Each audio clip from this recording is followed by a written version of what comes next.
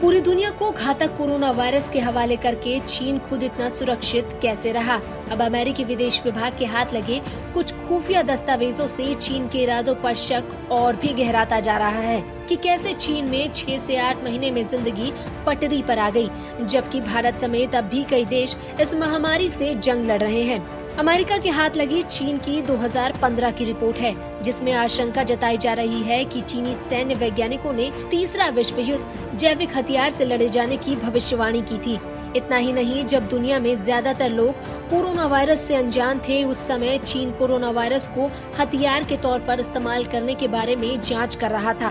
Britain और Australia के media reports में ये दावा किया गया है कि अमेरिकी विदेश विभाग हाथ लगे इस बॉम्बशेल यानी कि विस्फोटक जानकारी के अनुसार चीनी सेना पीएलए के कमांडर ये कुटिल पूर्वानुमान लगा रहे थे। अमेरिकी अधिकारियों को मिले ये कथित दस्तावेज साल 2015 में सैन्य वैज्ञानिकों और चीन के स्वास्थ्य अधिकारियों ने लिखे थे, जो कि कोविड-19 के बारे में जांच कर रहे थे। इन कथित दस्तावेजों में कहा गया कि इस वायरस को आर्टिफिशियल रूप से बदला जा सकता है और इसे इंसानों में बीमारी पैदा करने वाले वायरस में बदला जा सकता है। इसके बाद इसका इस्तेमाल एक ऐसे हथियार के रूप में किया जा सकता है जिसे दुनिया ने पहली बार कभी नहीं देखा है। चीनी वैज्ञानिकों ने सार्स कोरोना वायरस की चर्चा जेनेटिक हथियार के नए एरा के तौर पर की है। कोविड इसका उदाहरण है। पीएलए के डॉक्यूमेंट्स में इस बात की चर्चा है कि एक जैविक हमले से दुश्मनों की स्वास्थ्य व्यवस्था को ध्वस्त किया जा सकता है। इस दस्तावेज में अमेरिकी वायुसेना के कर्नल माइकल जे के स्टडी का भी जिक्र है, जिन्होंने भविष्यवाणी की थी कि थर्ड वर्ल्ड वॉर